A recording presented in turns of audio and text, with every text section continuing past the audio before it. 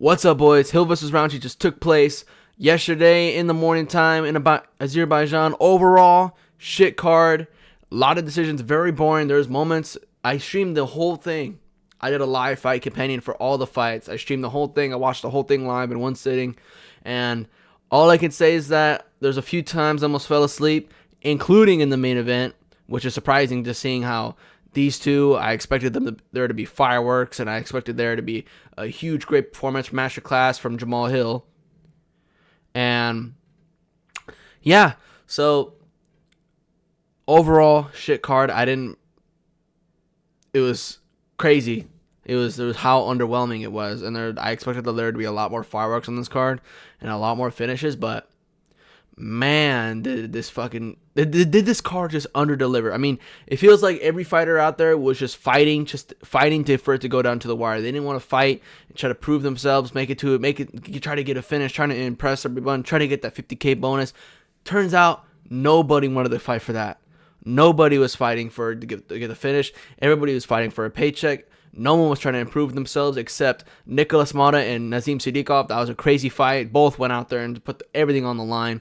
And Oban, it was the only guy that went out there looking for a finish, really, in this whole fight, other than Nazim Sadykov. And yeah, man, shit card. The predictions for me on this were not good. I was barely positive on predictions. And yeah, let's get started. We're gonna go from the early prelims all the way to the main event, starting off for the first fight of the card, live 9 a.m. Hamdy versus Mo Usman. I picked Mo Usman to win, but I thought Mo Usman was going to initiate the grappling and win that way. Turns out, Hamdy just won the first round, mainly just on power and dynamicness of the striking, as crazy that is to say about a heavyweight. So, yeah, Hamdy came in nearly a -2 underdog favorite. A -2 favorite. And yeah, everybody was sleeping on Mo Usman. I mean, people were probably looking at Hamdy 6-0. He's going to be one of these heavyweights. He's going to run through everybody and just expose them with his striking. But turns out, Hamdy only had a round in him. And Mo Usman basically tit-for-tatted the second and the third round, getting him the dub decision, the 29-28 decision. And I thought Mo Usman was going to win initiating the grappling, and turns out Mo Usman can't take down Hamdy at all. So, yeah, 0 for 4 on takedowns for Mo Usman. I thought Mo Usman was going to get him down, get some control time, but turns out that it just wasn't the way it was going to work out. But Mo Usman, he did look shit in the first round, and he was throwing these jabs, man, but they weren't even landing or really even getting near the face of Hamdy. But it seems like Mo Usman was just throwing them out there just to keep Hamdy thinking that eventually in the second and the third round, Mo Usman was trying to landing those jabs, that eventually, since Hamdy likes to keep his left hand low because he stands in an orthodox stance and that front lead hand is low, Mo Usman was able to fake him out with those jabs. He kept throwing those jabs, just kind of like as trying to make Hamdy get a false reaction, or made him get desensitized to seeing the jab in his face. And then Mo Usman will let go of some big right hands that would always land on Hamdy's chin. He only needed to land a few of those in every round, in the second and the third round, just to win a different round, because Hamdy, he wasn't really landing anything significant other than everything that he landed in the first round. And yeah, he survived the early storm, was able to tit-for-tat Hamdy to a decision, and he got the dub, man, 29-28. Mo Usman, I picked Mo Usman to win this by decision, but I didn't predict him to win in that particular way. I thought he was going to win with the grappling, but yeah. It was a couple moments that I thought Hamdy was hurt. Mo Usman hurt Hamdy with those big right hands. And then Hamdy started respecting the power of Mo Usman. And then Mo Usman was able to snowball and pick up momentum and just win the overall fight from the second to third round. Moving on. Tagir Ulanbekov versus Azat Maskum. There's a lot of controversy about this fight. People thought that Azat Maskum won this fight. And yes, he did make it very close. And it was a very close fight. But again, Azat lost the first round to Tagir. Tagir just landed a lot cleaner shots. There was a lot of times that Tagir would land these 1-2s, just stepping out of range, like a step back pull 1-2 down the pipe that would always catch Azat coming in the first round. And there was a few moments where Tagir Ulanbekov would try to initiate the grappling, and then Azat would reverse him. These were big moments in the overall fight, but then I don't really remember that happening in the first round. So moving on to the second round, this was Azmat's round. Azmat started to find the range and started landing on Tagir. And then this is when Tagir tried to initiate the grappling and putting Azmat against the fence. And Tagir Ulanbekov, I think he's one of the ones who popped for PEDs out of Khabib's camp. And as soon as I think Azmat was able to reverse position against the fence, get a body lock, and he lifted Tagir Ulanbekov up like he was going to slam him, Tagir Ulanbekov put 3-4 of his fingers inside the fence, trying to prevent the takedown. I don't know why they don't take points for those anymore. If they would have took a point from Tagir that moment, he probably would have lost the fight, or it would have been a draw. Because Tagir, that cage grab was so blatant, and it was so obvious to the ref. But again, hometown advantage, hometown privilege. These guys, they're both from the same area. But for some reason, anybody from Khabib's camp, anybody that's associated with Khabib, they just get all these freebies, and they can do whatever the fuck they want. And we need to start taking points for cage grabs, especially blatant ones like that. But again, they're not going to do it in fucking Azerbaijan and mainly in one of the stands, because Khabib's camp and Khabib's influence is so big, and probably Khabib's paying the refs for his fighters to do whatever the fuck they want. So they're not going to call these blatant cage grabs on their guys. They're not going to call it. But Azat Maskum, he was able to make it very close, man. A lot of people thought he won the third round, but in the second round, he did win. He did win the second round. He landed more strikes, landed more damage, and was able to reverse Tagir and get him down to the ground. And again, made it very close. But Tagir, I gave Tagir the first round. I gave Azmat the second round. Moving on to the third round. This is the round that everybody was talking about. Okay.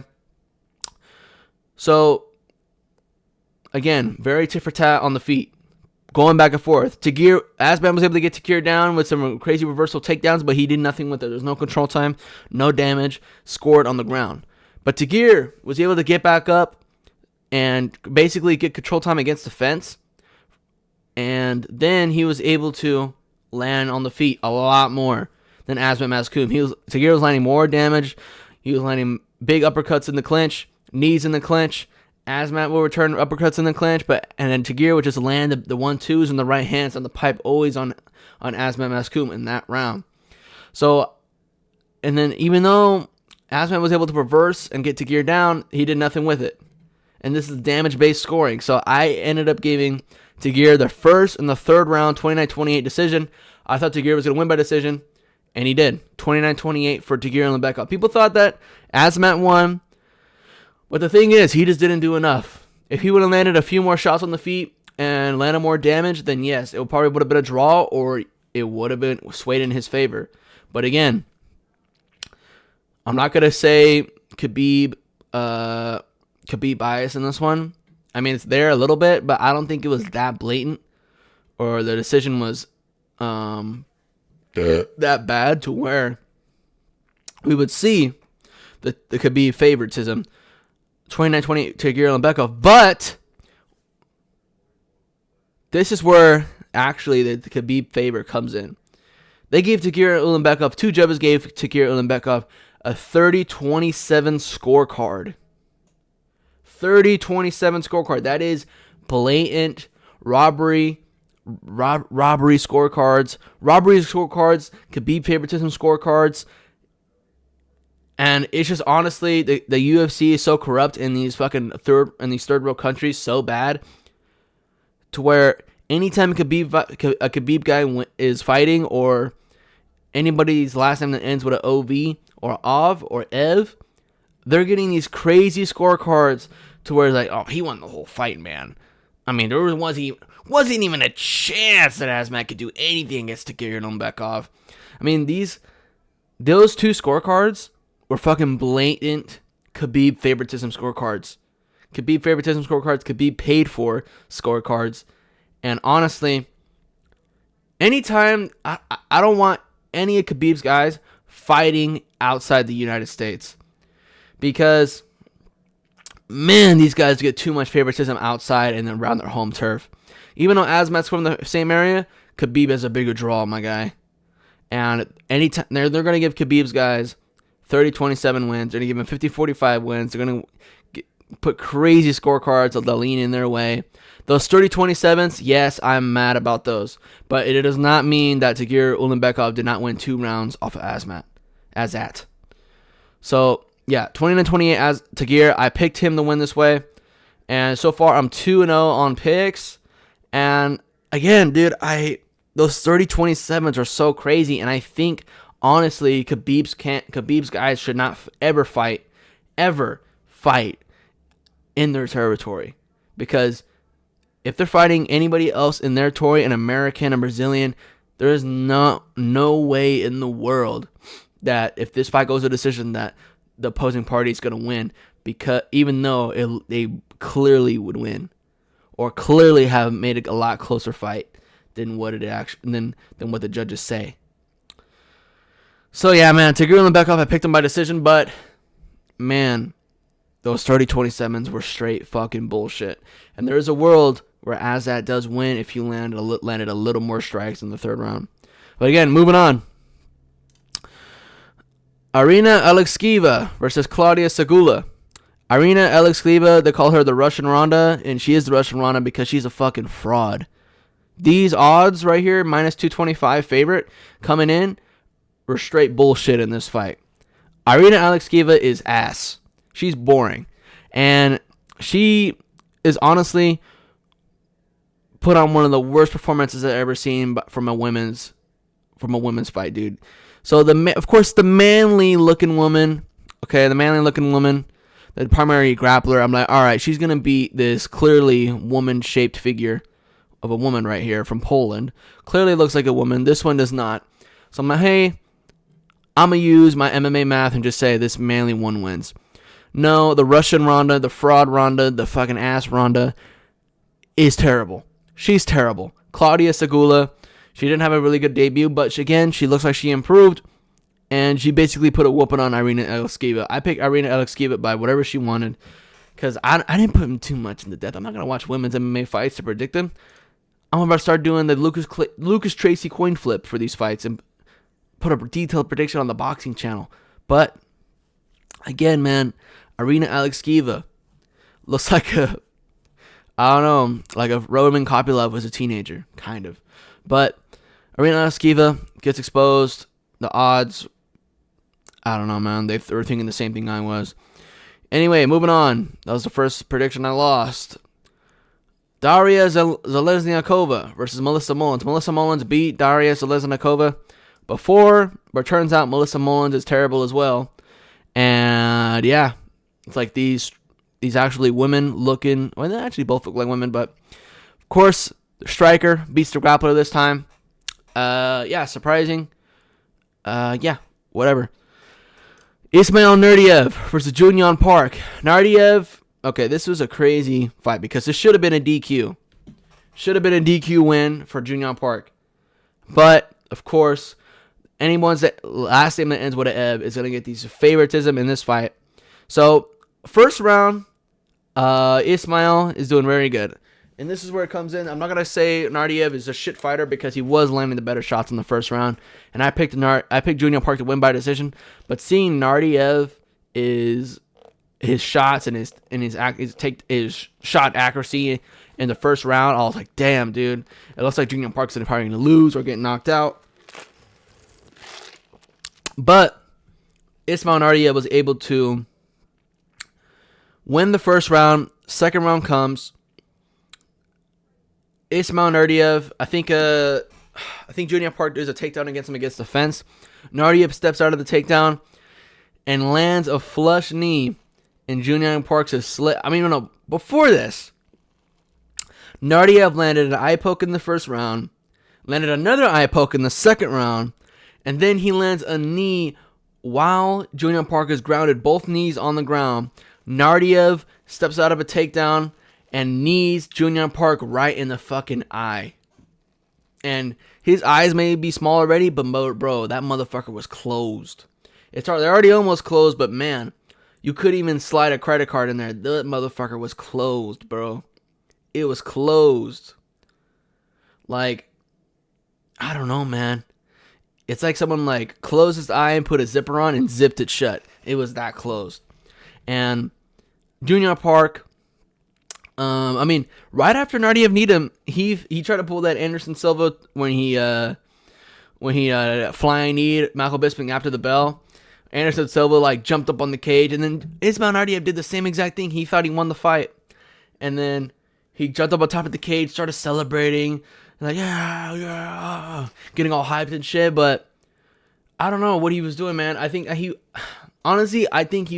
he was doing, he was trying to act like he won to try to get the ref to say that, oh, okay, I guess I'll go with it then. But no, I'm glad this ref did not fall for it, did not go along with it, stop the fight, stop the clock immediately. And Jooyung Park, man, he was on the floor for about 3 minutes, and I thought they were going to call the fight. I thought they were going to call the fight to a DQ, but again, Jooyung Park, man, the Iron Turtle, man, he thugged it out on a crazy level. So, Jooyung Park, what they did is that it should have been a DQ. It should have been a DQ win for Jooyung, DQ loss for Ismail. But again, they're going to give this guy a chance, home field advantage. I think this guy, where is he from? He's from Morocco, but again, Ev, and his first name's Ismail. So, they're going to give this guy some favoritism. So, it should have been a DQ loss, like how it should have been against Mohammad and Johnny Walker. But they're going to somehow keep the fight going. But to make it fair, because they didn't give him a DQ loss, they took 2 points away from Ismail Nurdiev for the eye poke and for the knee on the ground. So, turns out it doesn't matter. It doesn't matter now because Ismail Nurdiev needs a finish, or he needs a 10-8 in two of the rounds, man, to get a dub. But again, man, Jooyung Park comes back, and I think Ismail Nurdiev won the second round still. But since he has 2 points taken away, it didn't really matter. It was like a 10-9 Jooyung Park round. And then Jooyung Park, man, he thugged it out in the third round. And at the end of the second round, Jooyung Park was able to get Ismail Nurdiev down and almost threatened to choke. He almost got the choke. He almost threatened to choke. He was getting it there. And then when the second round ended, I said, I think Jooyung Park's going to get that choke. He's going to get that rear naked choke. It seems like he would have one hook in and have Ismail's back up against the fence. This was Jooyung Park's favorite position in this whole fight. So, Jooyung Park, he dominated that third round. He not like a 10-8 domination, but he dominated, clearly won that round. Had Ismail Nurdiev back up against the fence, on the ground, one hook in, threatening the choke, landing ground and pound, getting crazy amount of control time. And Jooyung Park gets the dub. I thought Jooyung Park was winning by decision, not in that way though, but he got the dub by decision. Crazy toughness from Jooyung Park, the Iron Turtle. That is his name. And yes, dude, that name fits him perfectly because to come back from that kneeing on the ground and try to act like you can't see. I can't see, dude. Fucking Henry Cejudo. I can't see, man. I don't think I can continue, man. Jooyung Park thugs it out, gets the fucking dub. What does Henry Cejudo do? He fucking quits in front of everybody. I can't see, dude. Come on, man. I can't see, man. But Jooyung Park thugs it out, gets the dub. Probably wouldn't have gotten the dub if he didn't get kneed, but he got the dub now. Let's go. Sungyeon Ko versus Oban Elliot. And Sungyeon Ko, he didn't look that good in his Dana White Contender Series fight. He looked very open on the feet, looked very open for the body kick, and Oban Elliot started landing the body kick in the second round, but Sungyeon Ko just dominated. You got dominated and knocked out. I got caught. This motherfucker got dominated. Oban Elliot got dominated. 30-27 win from Sungyeon Ko, the Korean Tyson. Cringe name because he doesn't have that kind of power. But again, Sungyeon Ko just looked absolutely unbeatable in this fight. Sungyeon Ko won all the exchanges on the feet, and his top control was so dominant, man. It looked like Oban Elliot just could not get up. Sungyeon Ko just looked too big, too top heavy. Was able to maintain all that top pressure on Oban Elliot throughout the whole fight. And Oban Elliot just could not get his game off at all. Couldn't get his game off at all. Sungyeon Ko won every aspect of the fight, every minute of the fight. 30-27. I mean, as soon as he got Oban Elliot down, Oban Elliot could not get up. Sungyeon Ko's top control was so good. And not only that, he's a pretty good striker on the feet when you mix in with with the takedown that Oban Elliot was afraid of, it just made Oban Elliot a lot more open on the feet to the striking. And Sungyeon Ko. But the thing is, man, if you could stuff a takedown, unlike Oban Elliot, and you can stay on your feet, if there's a fighter that could do that in the welterweight division, which is a lot, they're gonna make easy work with Sungyeon Ko. Because Sungyeon Ko, Oban Elliot was like the perfect opponent for him. Even though I picked Oban Elliot to win, because I thought, looking at Sungyeon Ko, I was thinking, yeah, man, the right hand is open down the middle, the body kick is open all the time. But again, Oban Elliot didn't go for it. He had no time to. Sungyeon Ko knew he probably was gonna get probably fraud checked if he would stand on the feet and not go for a takedown against Oban Elliot. But he didn't do that. He maintained the pressure, got Oban Elliot against the fence, went for some takedowns, got him, maintained top control the whole time. Had a lot of control time, and that opened up the striking on the feet for him. And she just won every aspect of the fight, man. Oban Elliot, bum, I hate you. You're not coming back from this, buddy. Nah, he probably is, but Sungyeon Ko looked great. This is a great debut for him. I can't wait to see this guy fight again, because if he could fight, if he could beat his next opponent that way and that good, he might be a big problem for the welterweight division. But again, open on the feet, man. I think Randy Brown probably sparks this guy, but he looked really good in this fight, man. But I can't get over he's so open on the feet, because his stands like this, like that, and his elbows are so high, so his body is wide open. But again, man, it doesn't matter if you can if you have good grappling like that, man, and you can mix it up as good as he did. And yeah, man, Sungyeon Ko 30-27 decision whoops Oban Elliott's ass. And I think so far I am so it's 2-2, and then I'm 3-2, and then I'm 3-3. So not good so far as like I've been doing. Mohammad Naimov gets the dub over. Oh, okay. They didn't look like they're showing the result. Mohammad Naimov gets a unanimous decision versus Bogdan Grad. So same thing in this fight. I thought. I'm trying to remember who won the first round that I thought won the first round.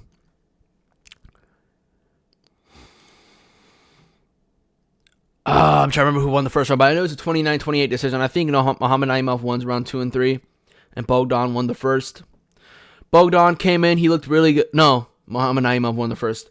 So Mohammad Naimov and Bogdan Grad was a nice technical fight to watch, and Naimov was able to get the dub, 29-28 decision. Bogdan Grad, he was able to get the first, and he was able to get the second round, win the second round off Mohammad Naimov. First round, they came out. Not really a lot of activity going on. They're kind of measuring each other. Bogdan Grad starts throwing wheel kicks, just to kind of like, for some reason, kind of throw Mohammad Naimov off. But towards the end of the first round, Mohammad Naimov matches Bogdan and throws the wheel kick, lands on Bogdan's chin. Bogdan does the Kevin Lee jelly leg shit, like, dance with me, shawty. And then Mohammad Naimov hurts Bogdan Grad with the wheel kick. That wins him the first round. Second round, Bogdan won, based off of activity and sure striking. And the third round, Mohammad Naimov was able to get the control and just overall dominate the third round and win off control over Bogdan Grad. And he was able to get the decision, 29-28 decision. I picked Mohammad Naimov by decision. He got that done by decision. So yeah, 29-28 decision, rounds 1 and 3 for Mohammad Naimov. Very clear winner. And yeah, moving on, Bogdan Grad, he did look good though. The Absolute War. Oh, fuck. Come on. Stop fucking with me. Nazim Sadykov versus Nikolus Motta. This was a battle. I came in, I always said Nikolus Motta was going to fraud check Nazim Sadykov. That did not happen. By my surprise, Nikolus Motta was sparked out cold in the second round towards the end. But again, man, Nikolus Motta won that first round. He got that first round off of Nazim Sadykov. So Nazim Sadykov, it was a scrap from the very beginning, but Nikolus Motta was able to land those, like I said, those 3-2s down the pipe, and he was able to back Nazim against the fence and land a body shot, which Nazim said that hurt him in the first round. Then Nikolus Motta started going crazy, dude. He started landing body shots, headshots, hooks up against the fence. I thought he was going to finish Nazim Sadykov. I was about to go fucking crazy. I'll post my reactions for this fight because I streamed the whole thing. If you guys were there, you saw my reaction, you heard my reaction, dude. I was going crazy in this fight because Nazim is from Azerbaijan, so the crowd was going nuts. Nikolus Motta was about to silence Nazim Sadykov, and I picked Nikolus Motta, who is a +3 underdog, and Nazim Sadykov almost a +4 underdog, a favorite, but it looked like Nikolus Motta was going to finish him in the first round, dude, and then it looks like the ref might have stopped it, and he was looking at it, he was about to stop it. Nikolus Motta was about to get the TKO dub. But he was able to survive, man. Nazim Sadykov survived. I said that Nazim Sadykov's too open on the feet. He has that stiff as a board head movement, and I thought Nikolus Motta was gonna catch him with a 3-2 coming in or a 2-3 coming in, and Nikolus Motta was throwing, and he was catching, but not as much as I thought he would. Second round comes. So Nazim Sadykov clearly starts winning the second round. Nikolus Motta gassed himself out, going for that big finish, and tired out his arms, and Nazim Sadykov was just overall winning on the feet, man. Next thing you know, Nikolus Motta gets in the same situation as Nazim, as he had Nazim in the first round. Nazim Sadykov starts going crazy on the fence like Nikolus Motta did. Hooks to the body, hooks to the head, and Nazim Sadykov throws 4 hooks. He throws 4 hooks to the head, and the last one landed. It goes 1, 2, 3, and then Nikolus Motta dropped his hands trying to counter because he probably thought the combination was over. 4, boom, catches Nikolus Motta right on the chin, slumps to the ground like Alexander Volkanovski did. 2 uppercut shots from Nazim Sadykov. The fight's over. I go crazy. I'm like, what the fuck? Because I wanted Nikolus Motta to win so bad. But Nazim Sadykov, man, he gets it done, but he can be hit, bro. He can be hit. It was a good dub from Nazim Sadykov. Nasty finish. The best fight on the card for sure. As short as it was definitely the best fight on the card. The biggest scrap on the card. This is what MMA should be. I mean, again, not really what it should be, but this is how exciting fights should be. It can either be a straight slugfest on the feet or a crazy back-to-back, crazy grappling, crazy mixing it up, crazy well-roundedness from both fighters. That's what we should see every fight. But these guys were going for the finish, trying to prove themselves. Nikolus Motta trying to prove himself, trying to get this crazy underdog win, upset win. Nazim Sadykov trying to show off in front of his home crowd, trying to get that 50K bonus, and I'm pretty sure he should have. He should get that 50K bonus. He should get that bonus for this knockout, the crazy knockout. And yeah, man, Nazim Sadykov, crazy knockdown, crazy finish, awesome fight to watch. Moving on. Oh shit, not that one. Moving on. Tofiq. Oh my fucking god. Alright, come on, UFC. Tofiq Musayev versus Mytek Orolbai, my GOAT, Mytek Orolbai. Wake the fuck up, casual. It's Mytek Orolbai fight week. And here we go. Mytek Orolbai immediately shoots a takedown, gets it, lands the ground and pound. Tofiq Musayev could not defend the takedown against Mytek Orolbai. Mytek Orolbai imposed his will, fought his fight from the very beginning, was able to dominate the whole first round on grappling, able to, every time Musayev got up, he would take him right back down, trips, double legs, got it all, single legs. He just took Musayev down at every opportunity he got, and he was eventually able to step over. He was able to get that Kimura grip, steps over the head for the Kimura grip, that Islam style, Dan Hooker style, fucking Kimura grip that he got on Tofiq Musayev. Put the leg behind the head, got the Kimura. It looked like he was about to break his shoulder, but Musayev taps right in front of his home crowd. What a coward! Should have got your arm broken. He taps in front of the home crowd. Basically, just gets exposed in the first round. They were hyping him up. Bisping was like, "He's an absolute killer." That's like Australian. An absolute killer with his hands. I can only do the Bisping impression where it's like, "Hey, buddy." The only thing I can do about Bisping. But Bisping was saying this guy was a killer on the hands, and he fast hands. He was very dangerous. And when we talk, Mytek Orolbai says, "All right, bet." Takes him down, submits him in the first round. Crazy domination from Mytek Orolbai. Gets the finish in the third round. I picked Orolbai to win. So right now, what am I? Let me see. 2-2, 3-2, 4-4, 3-2, 3-3, 4-3, 4-4, 5-4. We're positive. Next fight up the card. The worst. No, I'm not going to say the worst fight. I could say the worst fight, though. The worst fight on the card, man. Curtis Blades, Rizvan Kuniev. Curtis Blades looked like absolute shit out there, dude. When I tell you this guy looked like ass, he looked like straight fucking dookie burger, dude. This guy, Curtis Blades, I couldn't believe that this guy was exchanging on the feet and catching Tal Maspert on the feet because this guy looked like straight shit. And Rizvan Kuniev basically almost won. It was a split decision for Curtis Blades, man. Curtis Blades could barely even take down Rizvan Kuniev, man. Curtis Blades tried. He couldn't land a single shot on the feet.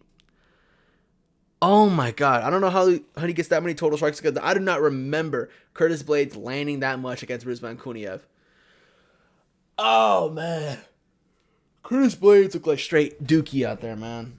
Straight dookie. It was crazy that this man almost lost to the PED user, and now he's off PEDs. Now he looks like fucking melted ice cream. He almost beat Curtis Blades. Curtis Blades could not defend the striking. I mean, Rizvan Kuniev versus the Blob Shamil Gaziev will be an absolute meme fight. That should happen for Rizvan Kuniev next. Because I think those two will go back-to-back, blob for blob. Who is the biggest blob? Who is the best blob in the division? But Curtis Blades gets a split decision over Rizvan Kuniev. Overall, it was entertaining because it did look like Rizvan Kuniev was going to beat Curtis Blades. And that was the only reason why it was entertaining. And the only reason why it was entertaining is because I was so pissed off watching Curtis Blades fight this fight, man. Curtis Blades looked like absolute shit. Absolute shit. Absolute shit, dude. It looked like Rizvan Kuniev was actually going to win. It looked like he was going to TKO Curtis Blades in like the second round. And it was honestly shocking. Curtis Blades got his face all busted up by Rizvan Kuniev. Rizvan Kuniev grabbing the fence, fucking cheater. Not only is he using PEDs, he's a fucking fence grabber too. Should take a fucking point from this fucking guy, dude. Fuck Rizvan Kuniev. Fuck this guy. Absolute bitch. I hate this dude. Absolute blob, melted ice cream. Using PEDs. Can't use PEDs anymore.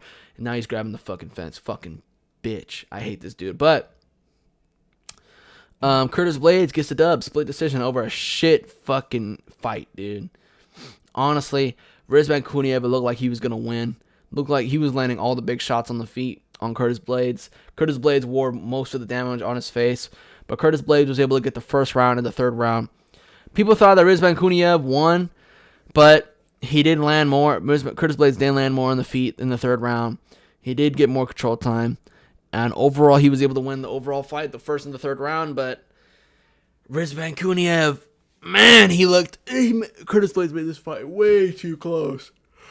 Way too close for comfort. Now I'm thinking Curtis Blades, he may be washed, man. He's fucking probably washed. He looked like absolute shit out there, man. He needs something.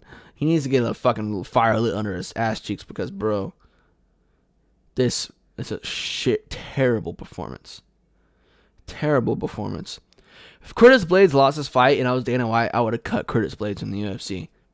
Because if Curtis Blades is going to keep fighting like this, I would cut him from the UFC right fucking now. Because that was a shit performance, man. Shit performance, shit win, shit fight. Moving on. I can't keep talking about this fucking fight. Rizvan Kuniev almost beat Curtis Blades. Dana White, a random Dana White Contender Series fucking blob almost beat Curtis Blades.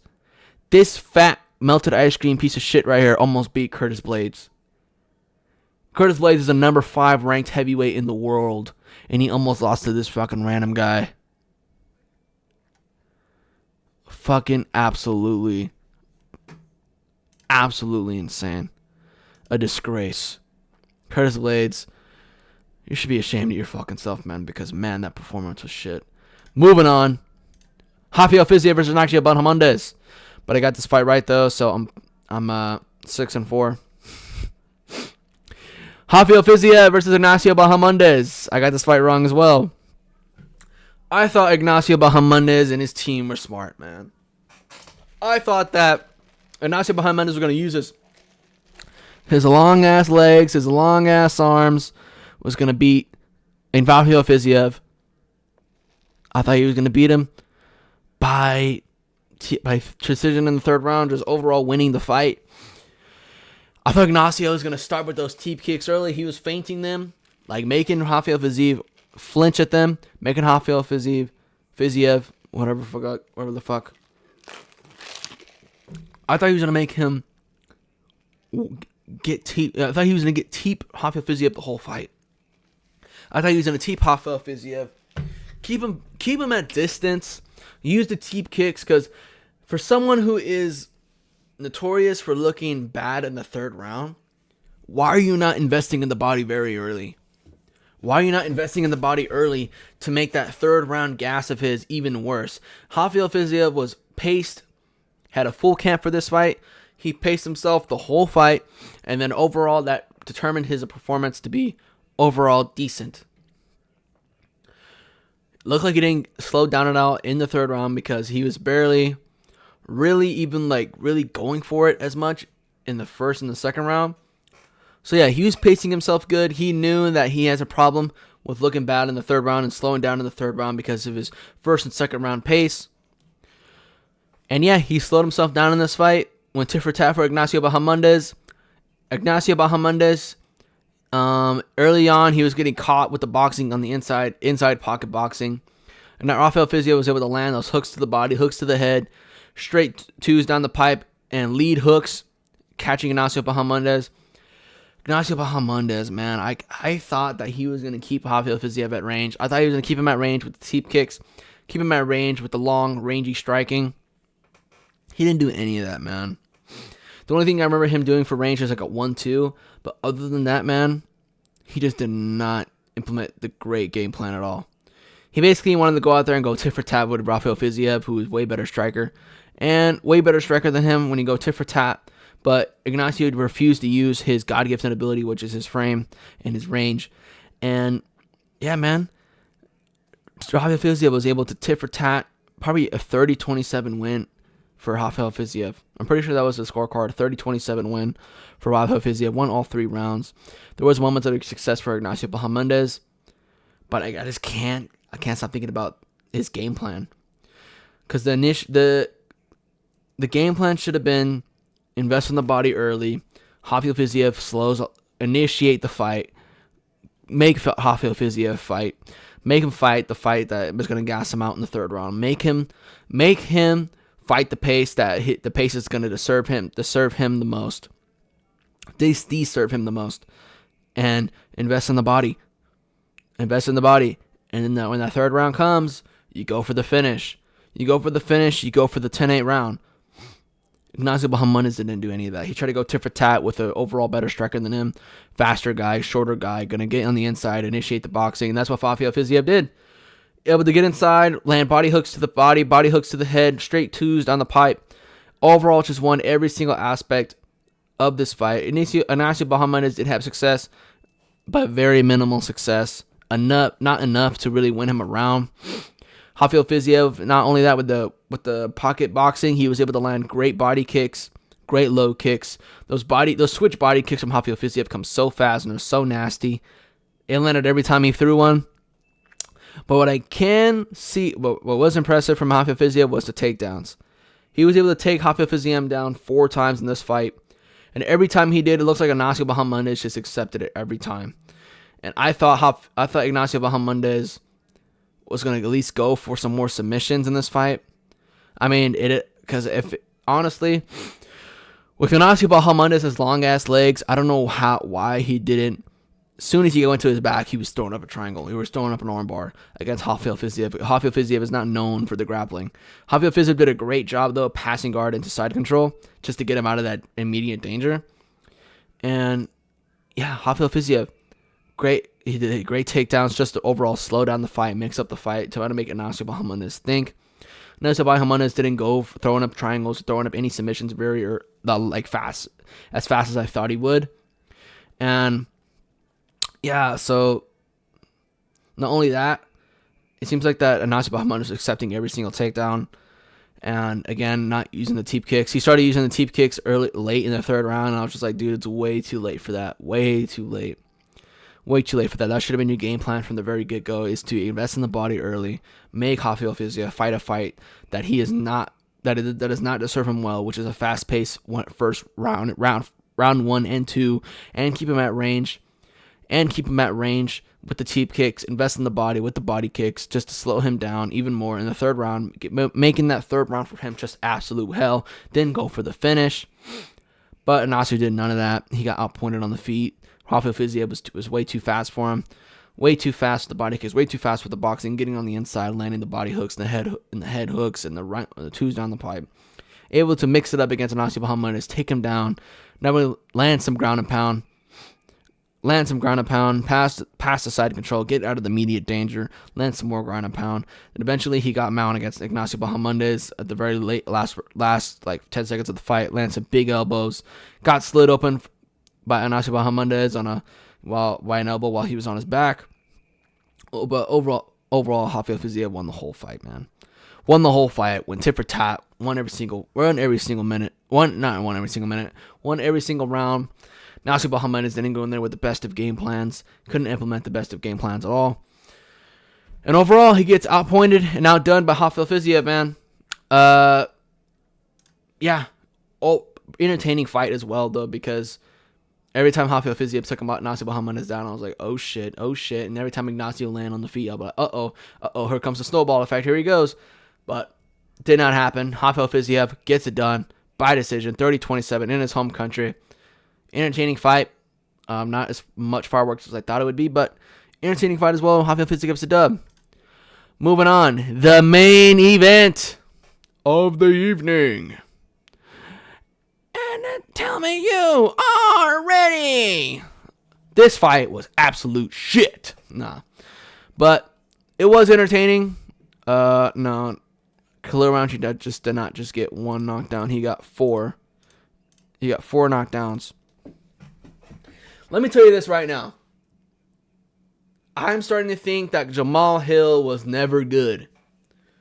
Man, because Jamahal Hill, not only did he look the fattest he's ever looked, not only did he look the slowest he's ever looked, not only did he look the shittiest he's ever looked that I've seen.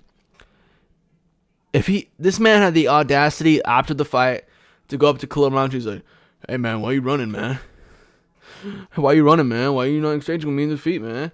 And then Herb Dean's like, all right, you guys, you need to separate a little bit. Hey, man, I'm a grown man, I want to talk my shit, man. And he's like, why didn't you exchange with me on the feet, man? And Khalil was like, actually, I didn't know that, I couldn't really figure it out, so I was just circling around the cage. Jamahal Hill got absolutely fucking exposed, man. Jamahal Hill, I'm starting to think this fool was never fucking good at all. I said Jamahal Hill masterclass. Now, Jamahal Hill, send this motherfucker to the apex, dog. I'm tired of this fucking guy. I'm tired of after this guy gets absolutely dominated. He goes up to the main opponent and he's like, hey, man, why'd you fuck me up, man? Why'd you do this to me, man? And then he's going to have a salty-ass rant on his podcast probably this week. He said, but like he was talking that shit to Daria Prochazka, like, you got dominated and knocked out. This fool Jamahal Hill got dominated and almost knocked out like 4 times. And Jamahal Hill, man, it turns out this fool was just never good. Turns out he was just good at beating top 10 opponents and then gets a shot against old-ass Glover Teixeira, pieces him up on the feet, has no success, gets immediately knocked out by Alex Pereira. And I think Yuri Prochazka, he's just open on the feet enough where Jamahal Hill had success and didn't invest in the low kicks enough. Yeah, I'm starting to think Jamahal Hill was never good. If you actually start fighting a technical fight against Jamahal Hill, you will win every time. Because it looks like Jamahal Hill was just never good at all. Never good at all. Immediately got his fucking legs fucked up by Khalil. Didn't really try to push the pace. Didn't really try to land something dangerous. This man was throwing jabs the whole fucking fight. This man landed a couple right hands and that was it. Of a 5-round, 25-minute fight. This man was so plotty and so slow on the feet that it was shocking. It was shocking. He's so slow. He looked fatter than he's ever looked ever in any of his fights. And he looked shittier and slower than ever. Ever. And Khalil Rountree, yes, he landed big knockdowns, big leg kicks, crumbled Jamahal Hill to the ground. Why are you scared of Jamahal Hill? If you drop him 4 times, if you drop him 2 3 times and you crumple his legs and you're circling around the cage, like if Jamahal Hill is like some crazy striker, like he's winging on these shots, like just engaging, hell no, dude. You should have finished this fight in the 3rd round, baby. What the fuck, Khalil? What was that? I mean, credit to Khalil, super fast, super dynamic, but just was not going for the finish, man. Was not going for the finish, man. Honestly, just a shit main event. Shit main event.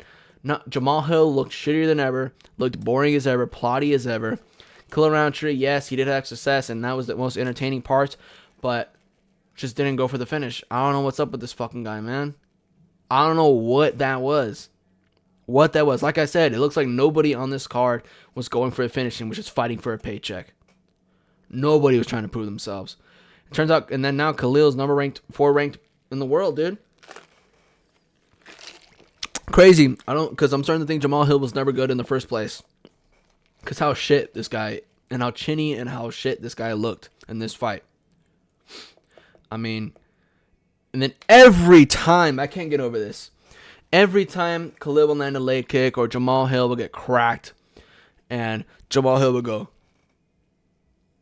nah, man. You ain't hurt me, man. I'm like, bro, it's the 5th round. You're down 5 rounds. What the fuck are you doing? Shaking your head like you just not get hurt. Like you're not down 4 rounds. Like if you did not get dropped 4 times. Jamahal Hill. Fuck, man, this guy's annoying. Gets dropped 4 times. Gets his leg crumbled. Both his legs fucked up. And he's shaking his head like, I'm still here, baby. I'm still here. Like, bro, you just got dropped 4 times. You're lucky Khalil doesn't have a finishing potential and knocks your ass out right now and sleeps you in front of your whole family. Jamahal Hill, plotty, shitty, slow, no defense whatsoever. No defense whatsoever. Chin wide open. Khalil, great when you actually really tried. But other than that, was just overall. These fools were standing in front of each other. There was 30 seconds at least every round where Khalil and Jamahal were standing in front of each other like Yoel and Adesanya. It was so fucking boring, man. It was so boring. I'd be like this.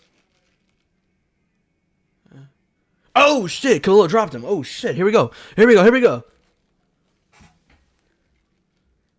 Oh shit, Khalil just crumbled his leg. He crumbled his leg. Oh, he's circling around the fence. And then Jamahal Hill's like... Jamahal Hill just did not look like a fighter, man. Looked like he did not want to be in there. Looked like he did not want to fight. Looks like he did not want to actually, like, compete whatsoever. I'm starting to think Jamahal Hill was never good, man. Jamahal Hill was never good. He was never good. He was never good whatsoever. Never good. Never,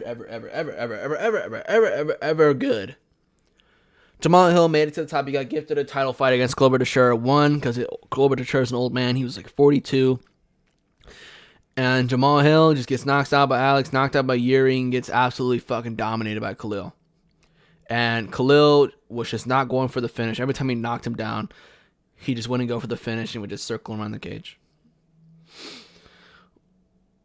If I was Dana, I'd be so fucking mad at Khalil Rountree. Because how do you drop Hill 4 times and not finish him? How do you crumble his legs multiple times in the fight and not finish him?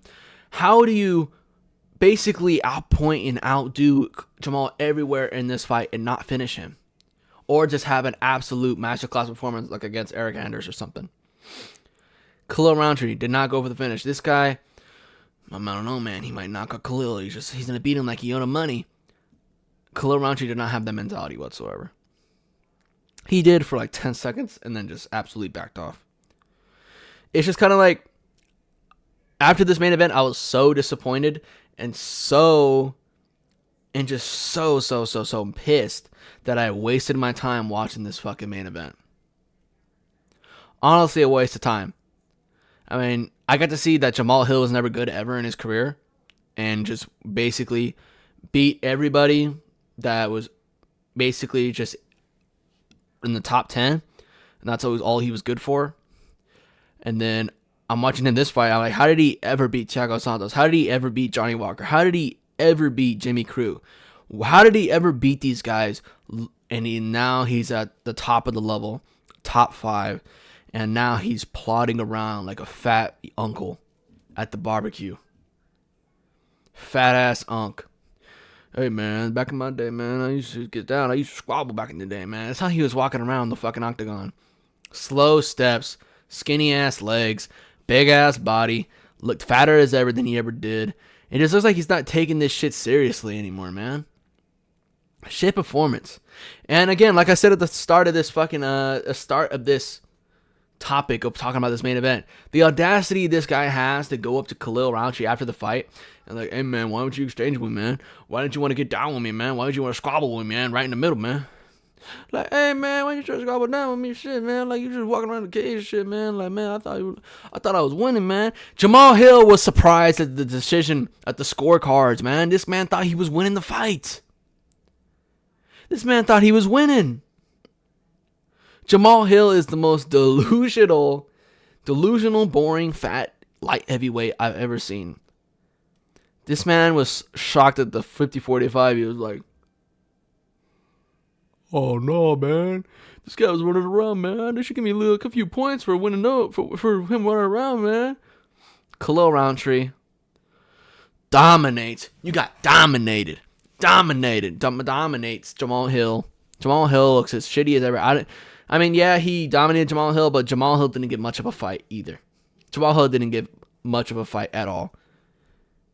I'm surprised at these numbers right here. I'm surprised. But, yeah, man, Jamahal Hill didn't really get much of a fight. He didn't get much of a fight at all. And it was honestly just an absolute disappointment from Jamahal Hill. Jamahal Hill was just disappointing. Talking all this shit. Like, I'm over here thinking, Jamahal Hill's going to have a y'all must have forgot performance. And then now it's a y'all must have forgot I'm ass performance. And it was just absolutely embarrassing. Absolutely disappointing. Absolutely tragic. How we seen Jamahal Hill fall this far. We've seen him fall this far. Now he's waddling around the cage. Looking as fat as ever. Against Khalil Rountree. Throwing jabs the whole fight. Not extending combinations. Not going for anything dangerous. Just trying to go out there and win a paycheck, dude. And trying to act like that he didn't get his ass beat the whole time and get dropped 4 times. Get his leg fucking absolutely destroyed. They'd have the audacity to go up to Khalil after the fight. I'm like, hey man, why don't you just grab with me, man?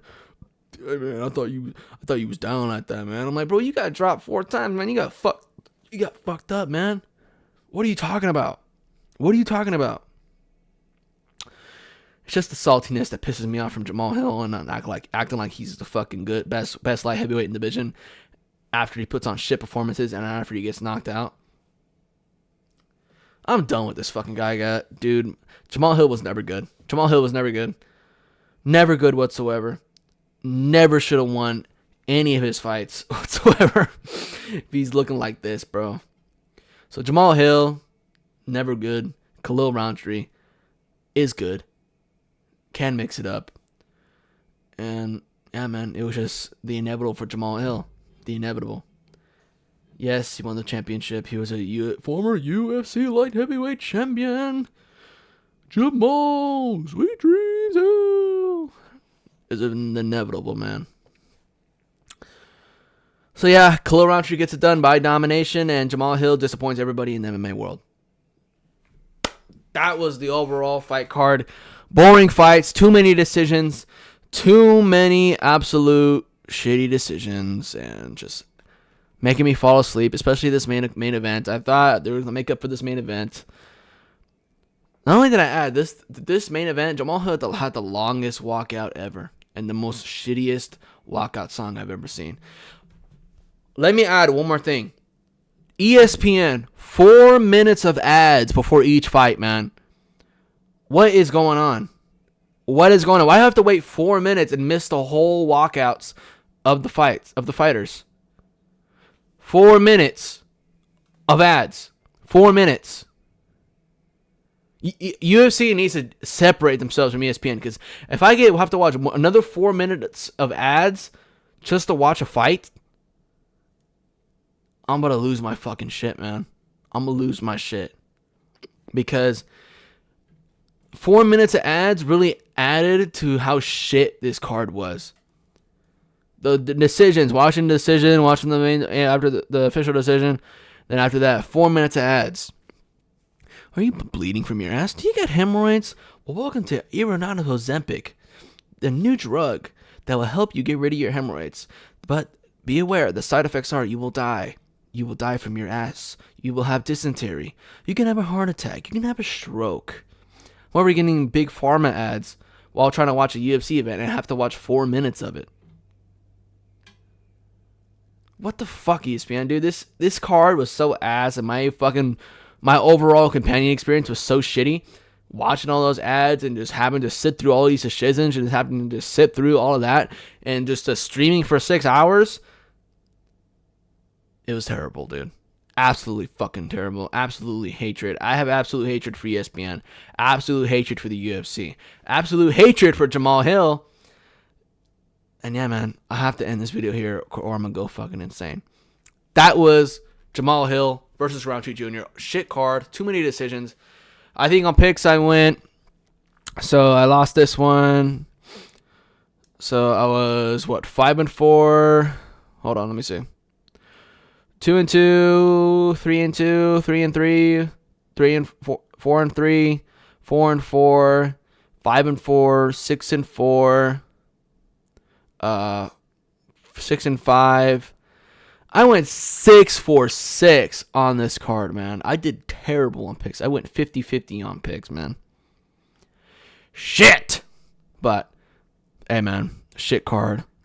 Terrible card. I hated this. Anyways, that was it, boys. That was Khalil Rountree versus Rountree Jr. I'm going to end the video here. And yeah, man. Be sure to be there on the next pay-per-view with me. UFC 328. UFC 317 on June 28th. I'll try to get a stream going for that one.